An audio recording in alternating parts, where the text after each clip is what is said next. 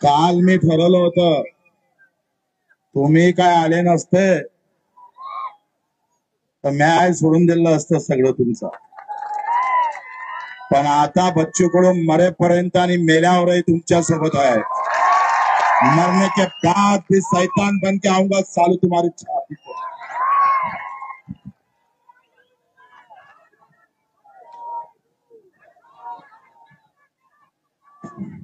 पहिले सगळ्या नाराजी आपण सर्व पक्षीय, सर्व जातीय, सर्व धर्मीय शेतकरी शेतमजुरांचा, कारण इथं एका पक्षाचे नाही आहे, सगळ्या पक्षाचे माना लागन तुम्हाला.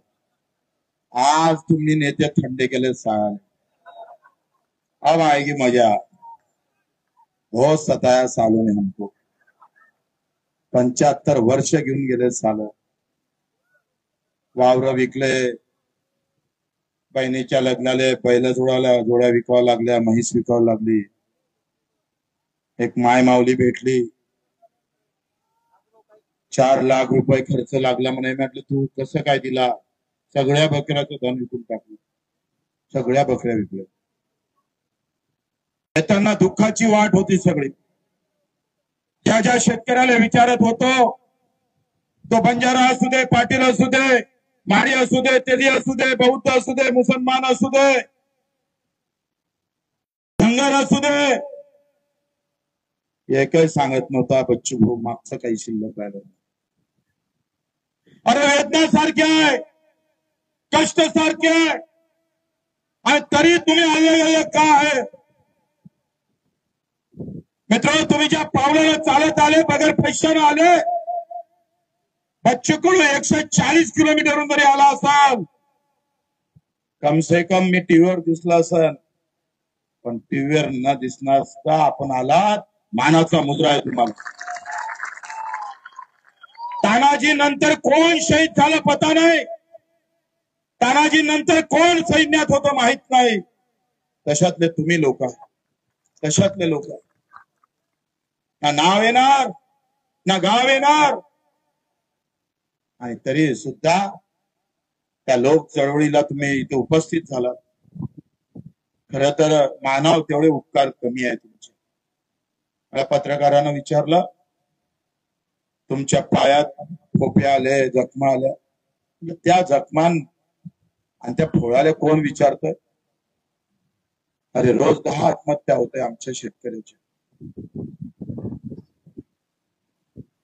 आमचा शेतकरी आमच्या पत्नीला, पोराला सोडून जात. थोडस मन दुखत नसेल का रे त्याचं? थोडस दुखत नसेल?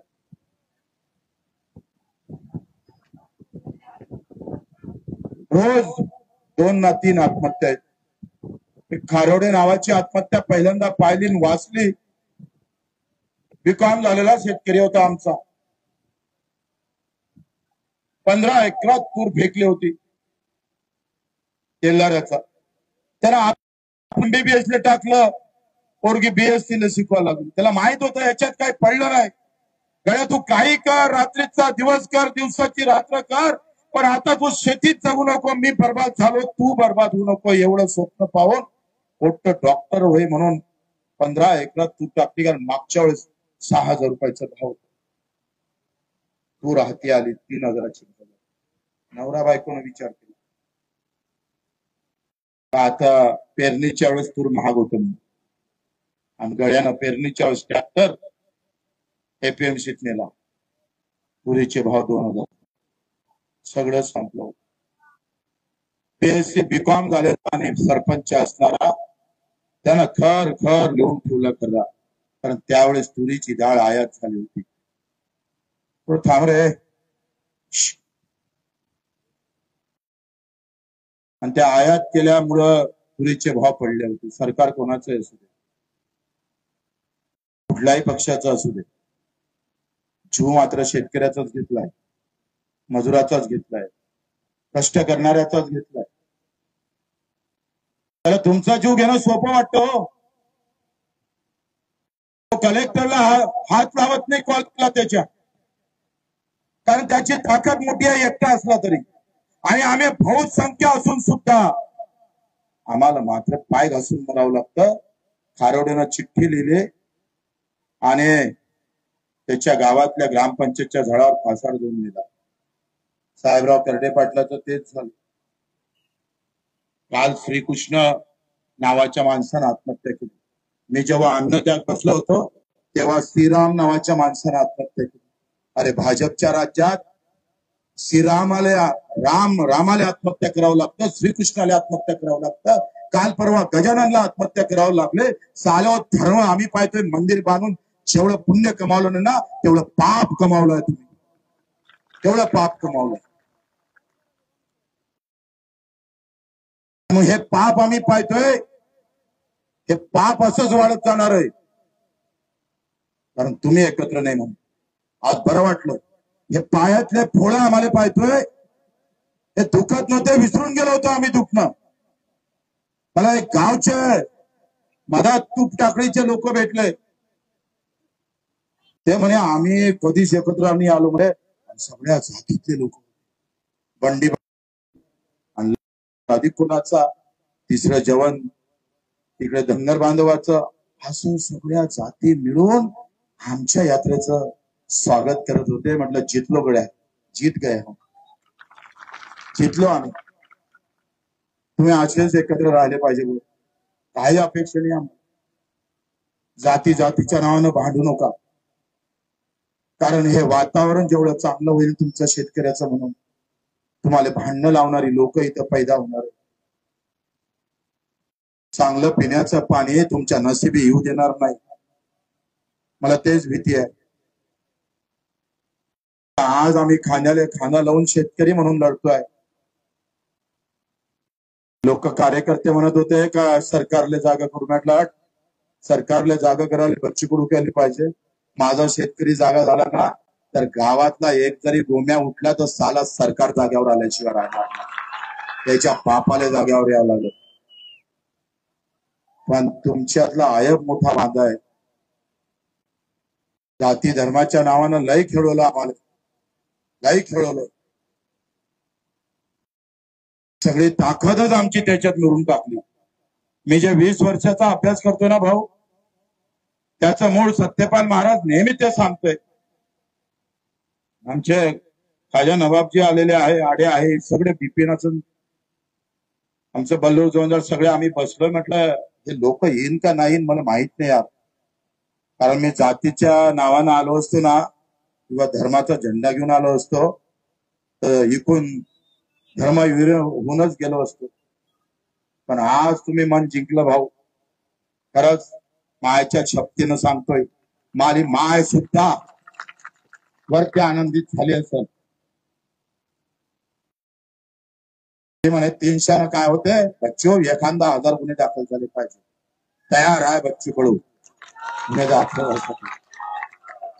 मला शेतकऱ्याचं मरण थांबलं पाहिजे, त्याची आत्महत्या थांबली पाहिजे, एवढंच कारण आहे. हे पायपीट त्याच्यासाठी आहे. तुम्ही घरी गेल्यावर विसरू नका. घरी गेल्यावर जर विसरले आणि एखादं हे सगळं त्यांच्या आयटी सेल काही टाकून देत,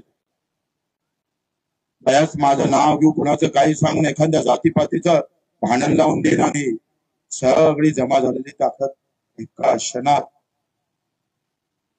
भिवंडीचे दंगल 5 रुपयात झाली होती भाऊ आणि 50 कोटीचं नुकसान झालं होतं. 100-150 लोक मारले गेले होते. टॅटोवाला म्हणे 15 रुपये आणि बसणारा म्हणे 10 रुपये. कापूर काय पेट्रोल पेटत नाही एवढं जाती धर्मासाठी पेटलं. 3.5 लाख वरते आमच्या शेतकऱ्यांना आत्महत्या केल्यानंतर तुम्ही का राग येत नाही तो मला प्रश्न, का राग नाही?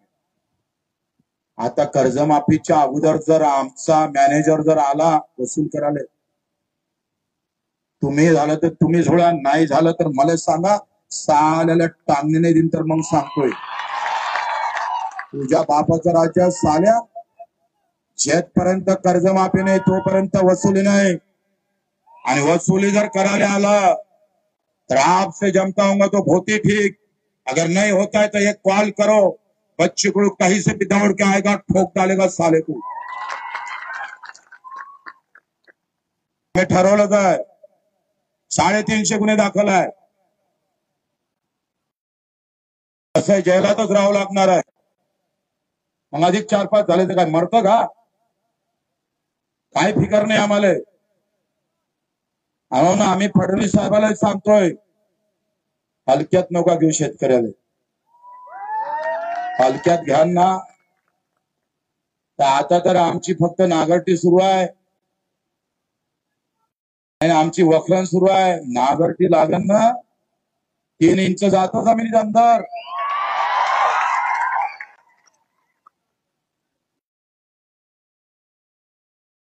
ताकद बस बियाणं काय टाकतो तुझं तर. माप आम्ही सांगतोय, माफी गिफी नाही आहे. पत्रकार विचाराय म्हणे किती डाव माफी मागताय. म्हटलं जेवढे डाव लुटन तेवढे डाव माफी मागा. बापाले द्या लागल. लुटलं काऊन आम्हाला? 3,500 सोयाबीन विकावं लागलं. 3,500. तुमचा कापूस गेलास, तूर गेली. या जिल्ह्यातला ऊस काय भाव भेटतो रे तुम्हाला? ऊसवाला इथं 2100, नांदेडला 2200 आणि आमच्या रोहित पाटलाच्या इकडे गेले तर 3300. बरोबर ना? जिल्हा बदलला तर काय गोड कडू होते काय ऊस? काय जमाना आलाय. पीक सारखं, जमीन सारखी, शेतकरी सारखा, जिल्हा बदलला का भाव बदलले. सगळ्या एकूण मारणं सुरू आहे. 266 रुपयाचं पोतं मला पावत्या जमा करून द्या असेल तुमच्याकडे तर. मी 29ला येऊन आलो वसंतराव नाईकांच्या समाधीस्थळी. नागपंचमी आहे त्या दिवशी आणि तो काही बिनविषारी साप नाही, विषारी साप घेऊन चावला तर उतरणारच नाही. आणि 266 रुपयाचं युरियाचं पोतं, युरियावर मोदीजीचा फोटो आहे. तरी साला दुकानदार 350 रुपये. अन्याय आहे ना सगळेले? पक्का आहे का थांबून ठेवायची लढाई?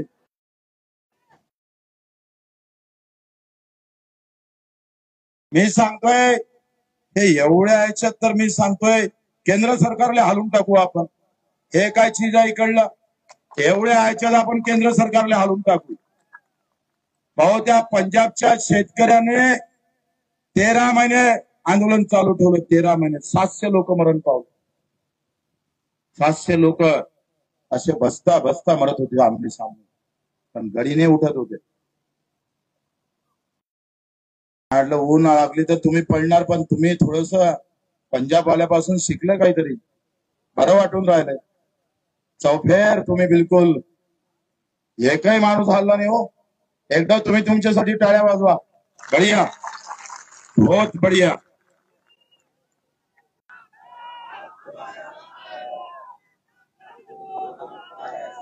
सगळं आयुष्य आम्ही पाहतोय. हा विधानसभेत जाऊच आपण, पण 2 तारखेच्या मोर्चामध्ये मला वाटते ट्रॅक्टरच रामबाण उपाय आहे. बरोबर आहे ना?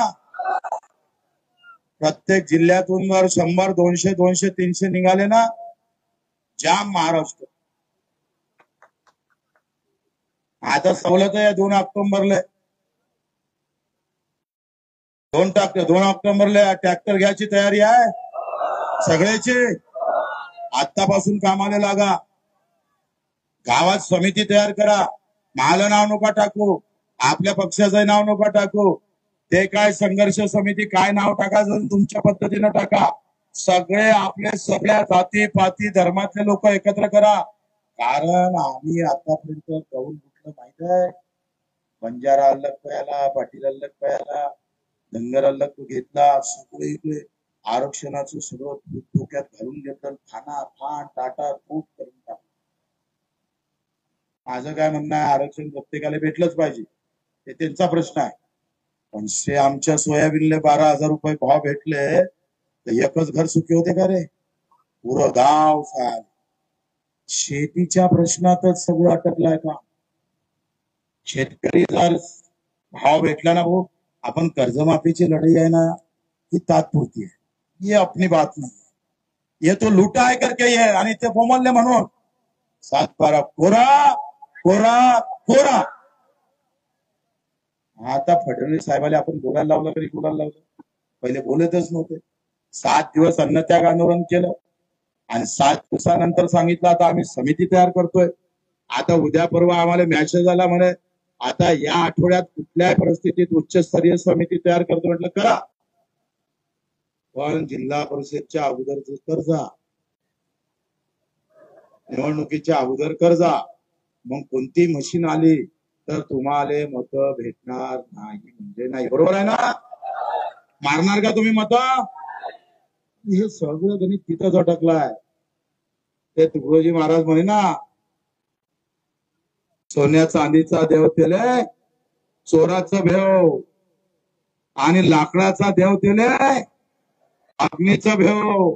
सरी देव असला लाकडाचा तर आग लागली तर गेला ना कामातून. देव तेले मताचं भेव. एक मत सब बदल कर सकता.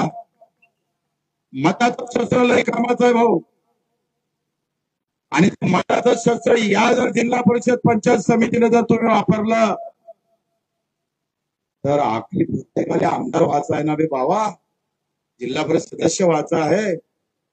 पण एक आम्हाला भेटला कारंजाले, तो म्हणे बच्चू भाऊ हे तुमचं चांगलं आहे म्हणे, बरोबर आहे म्हणे, पण माझी मावशी उभी राहणार म्हणे बीजेपी कडून, तर मग मी पसंती मारू म्हणे. म्हटलं मार मग, घेत टोले.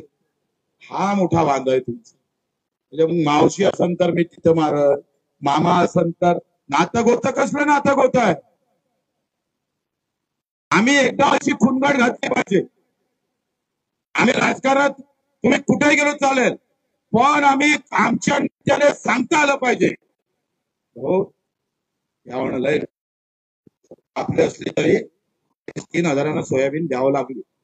बोलता आलं पाहिजे का नाही बोलता आलं? अरे बोलता आहे का नाही बोलायला तयार आहे? आणि मग हे बोलणं फार महत्वाचं. आणि मग इथून हे आंदोलन संपत नाही. मग पायावर सुस्त झालीच झाली आणि हातही सुजला. मी डॉक्टरला विचारलं हे कौन सुजला, तर ते म्हणे सांगूनच नाही राहिले. ते कौन सुजला तेले गठून नाही राहिलं. म्हटलं खेड्यापाड्यातून आलो राजा, तुले काय समजणार? तुला शहरातलं माहित सगळं, तिथले सगळे किटकं माडकं कसे अंगावर येते, शहरातलं काय माहित त्याला. म्हणजे मला पाय सुजले पर्यंत ठीक आहे, पण हात कोण सुजला मला गणित लागलं नाही. पण बीपी बरोबर आहे मला, पण हे कौन सुजलं म्हटलं एखादं चुलूट पाठवलं तर नाही समजा कोणाच्या मायावी कुठं झोपलं असेल तर. असं हे जाऊ द्या, पण हे आंदोलन आपल्याला तेवढ ठेवावं लागल. लढाई कर्जमाफीपुरती मर्यादित नाही, आम्ही भावाची आणि भावाची लढाई लढावं लागेल भाऊ. पंजाबच्या शेतकऱ्याला आपण बोलावून घेऊ, कारण पंजाब जेव्हा पेटत होता तेव्हा महाराष्ट्र शांत होता. आपण सगळ्या नेत्यांना बोलावू, जे शेतकरी आज संघटनेचे असन अधिक सगळे असन, मी त्यांना सगळ्यांना पत्रही पाठवणार आहोत का तुम्ही सगळे एकत्र व्हा. बच्चू कडू एक कार्यकर्ता म्हणून तुमच्या सोबत होईल. नेतृत्व कोणाही करा, आम्हाला परवा नाही आहे, आम्हाला काही परवा नाही त्याचा. आयुष्यात पद आणि मान सन्मान हेच काही सगळं नसतं. अरे आमच्या आत्महत्या थांबल्या तरी लई मोठी गोष्ट झाली आमच्यासाठी, आणि तेच खऱ्या अर्थानं आपल्याला समोर करायचं आहे. ही लढाई कर्जमाफीची आणि पुढची लढाई हमी भावाची. तुमची सगळ्याची तयारी असली पाहिजे. आणि आम्ही एक उपाय दिला, रोहित पाटील सुद्धा तुम्ही सुद्धा हे सभागृहात मांडा. पेरणी ते कापणीपर्यंत सगळे कामं एमआरजीसी जोडवा. आता पेरणी ते कापणीपर्यंत जे मजुरी लागतं ना, ती मजुरी जर एमआरजीसी कव्हर केली तर आमचा सगळ्यात जास्त खर्च आहे मजुरीवर. म्हणजे 60% खर्च आमचा मजुरीवर जातं की नाही जात? गावातला मजूरही सुखी होणार आणि शेतकऱ्याचा खर्च वाचणार. आणि 60% जर खर्च वाचला, उद्या गारपीट जरी आली तर नुकसान 40%चं होणार आहे. म्हणजे नुकसान भरपाईचं जास्त टेन्शन आमच्यावर राहणार नाही. आणि भाव कमी जरी झाले तरी आम्ही नफ्यात आल्याशिवाय राहणार नाही. दोन गोष्टी सरकारला करावं लागेल. आपली लढाई गावात मजुराला घेऊन चालायचा भाऊ. गावात दोनच समाज आहे, एक शेतकरी समाज आणि एक भूमिहीन जो शेतमजूर आहे. त्या दोघांना घेऊन चालावं लागल. त्याच्यासाठी सुद्धा वित्त मंडळ आपण मागितलं. आमचे मेंढपाळ असेल, आमचे मच्छीमार असेल, ग्रामपंचायत कर्मचारी असेल, मी सांगतोय जास्त वेळ लागणार नाही. 2 ऑक्टोबरच्या आतच हे जर असं राहिलं ना, मी तुम्हाला सांगतोय 2 ऑक्टोबरच्या 7-12 कोरा झाल्याशिवाय राहणार नाही. तुम्ही गावागावात अधिक तुम्हाला आयडिया देतो मी. आम्ही त्या पद्धतीने तुम्ही जर पालन केलं तर मी सांगतोय कुठल्याही परिस्थितीत 182 शासन निर्णय आपण दिव्यांगासाठी काढले. मी जेव्हा पहिल्यांदा आमदार झालो होतो, आबा असे पहिले माणसं होते, उपमुख्यमंत्री होते आणि मी टाकीवर चढलो होतो कर्जमाफीसाठी. केंद्राची कर्जमाफी झाली होती आणि आबा पहिले उपमुख्यमंत्री असे होते का 350 पायऱ्या चढत चढत टाकीवर आबा आले होते. काय योग आहे बघा, तो एक कर्जमाफीचं आंदोलन. आणि आज आबा नाही आहे, त्यांचे पुत्र सुद्धा इथं हजर आहे. म्हणजे पहिल्या आंदोलनात आबा उपमुख्यमंत्री म्हणून आले आणि दुसऱ्या आंदोलनात रोहितजी आपण आमदार म्हणून आले. हे जे नातं आहे ना, हे फार महत्वाचं आहे आणि हे नातं जपता आलं पाहिजे. हे योगायोग आहे भाऊ. आणि म्हणून आपल्या सर्वांना 24 तारीख चक्का जाम करायचा आहे. 24 तारीख तयार आहे पूर्ण महाराष्ट्रात. आम्ही बाकीच्यांना बोलावणारच आहोत. 24 तारखेला लोकमान्य टिळकाची जयंती आहे. 2च तास करायचा, ट्रायल घ्यायची पाहिजे. 2च तास कसं करायचं मी तुम्हाला आयडिया देतो, बरोबर फोन करतो. फक्त 2 दिवस अगोदर घरी राहायचं नाही, पोलीसवाले पकडून घेऊन जाईल. तुम्ही 2 दिवस बाहेर राहायचं आणि अवघ्या महाराष्ट्रात 24 तारखेला 9 ते 10-11 वाजेपर्यंत आपण सगळ्यांनी चक्का जाम केला पाहिजे. करणार आहे का नाही आहे? काही लोकांच्या हात वरते नाही आहे, थोडे हात वरते करा. सगळे तयार आहे पक्का? जय जवान. जोरानं पाहिजे आवाज. आला मी तो जेवण करून आलो. तुमची खिचडी भेटली नाही का? भेटली का नाही भेटली? जोरानं एकदा जय जवान.